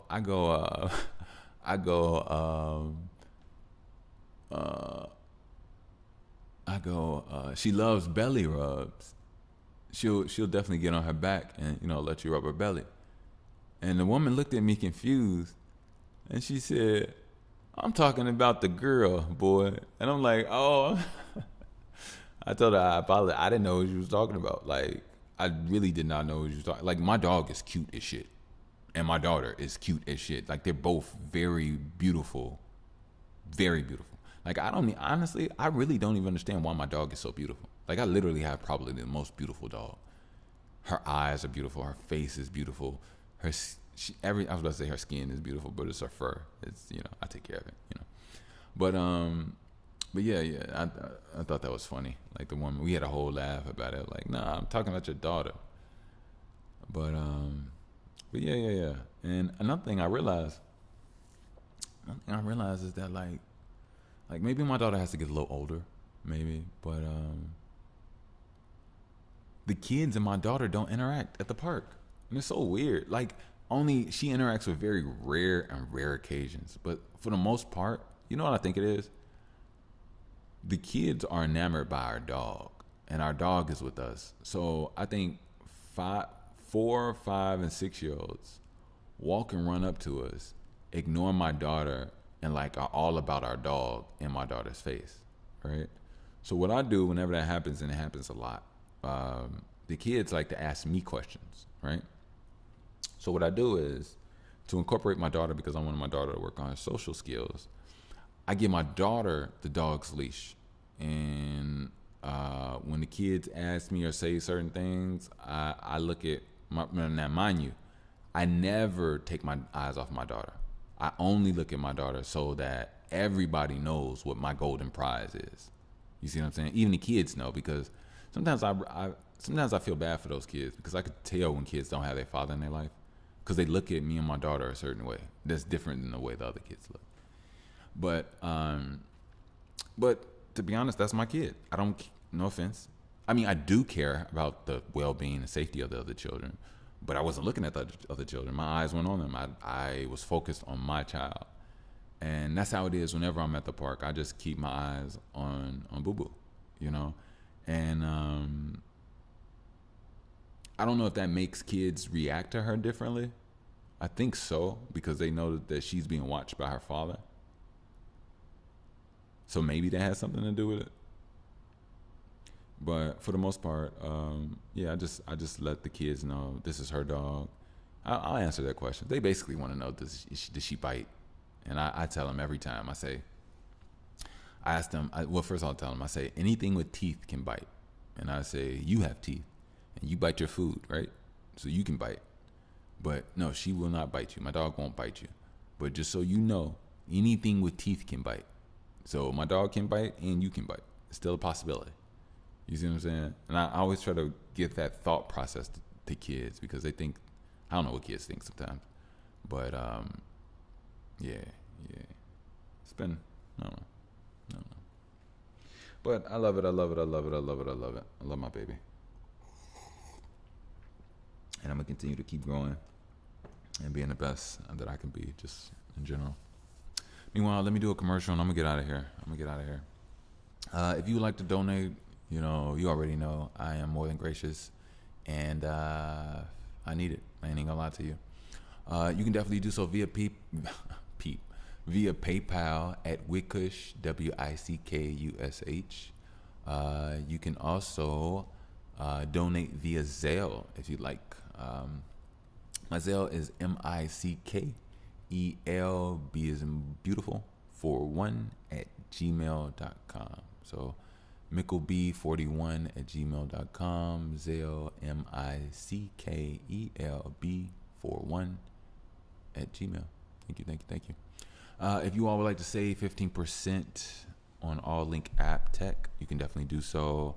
I'll put the link down in the description, and this should assist all you business women creators to just at a tap of the phone get to where you need to be and make your connections. So I wish you nothing but the best. Stay hustling out there, real talk. Stay smart.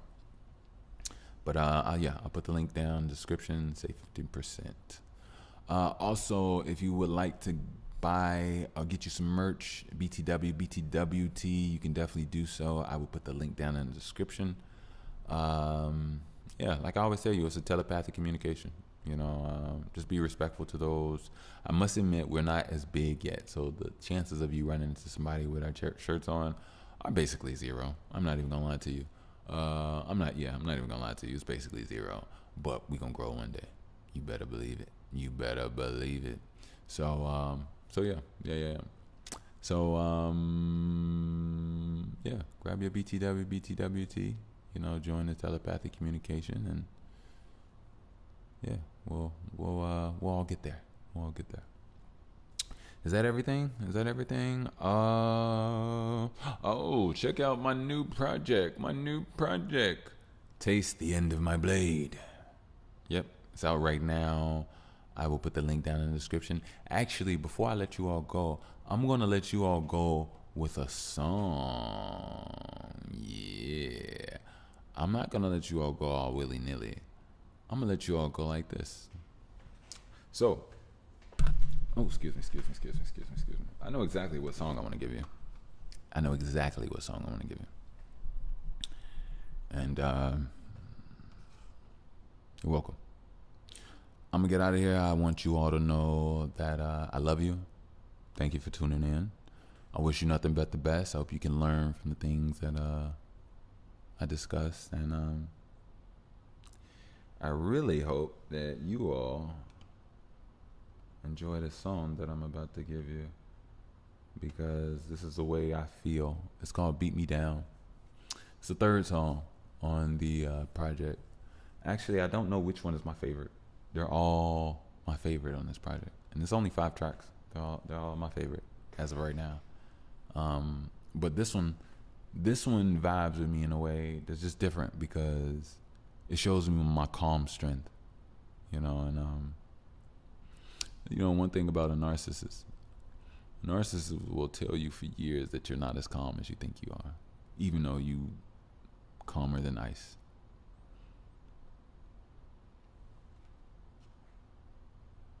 Love. Being good ain't good enough for me. Not being around. Yeah. Being good ain't good enough. Bush. What you see, Bush? I'm done being around. What you see, Bush? What you see?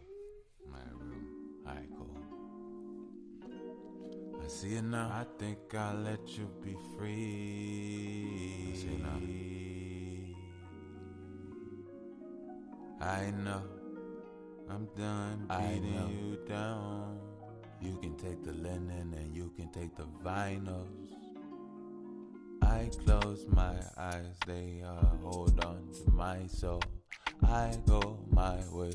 I understand that I might go. Maybe arching angel, maybe sparking angles. Thoughts that say you can't just think and tame you. Maybe you stop, cause emotion and frustration. Maybe conversations don't go far cause you're elated. You really think it's baby. The ways that it's just take it. It took you too long and you can't really express yourself a thought. I think every time I get mad myself I lost. I think that look too fast. I need to slow it down. I'm on my Barry Island, but I feel like I'm in the alley. I really feel like I ain't stagnant. I really feel it. If you really feel it, then you got a bill to kill it. Not a bad Achilles. I was thinking, go bag your billings. I mean, bag it and understand you build it. I mean, if you build it, you ain't steal it. Cause, that's just groceries. A whole lot of this and a whole lot you don't know me. And a whole lot of assumptions. They say you do that, you make an ass of you and me. It's like, oh, where are we running? I like direction. I like a little patience in some intersections. I got a rumble stomach and I don't want food, I want you. And I was thinking about you should close up your neck cause you look like a dumb fool. See, stop hurting these minds out here. I was thinking there's something about us. We could be like divine out here. Earth could be oasis. I mean, Earth could be the fact that, you'll never make it. I think there's some amens that need to be tamed in or sent this way, and I'll be like, dang, hey,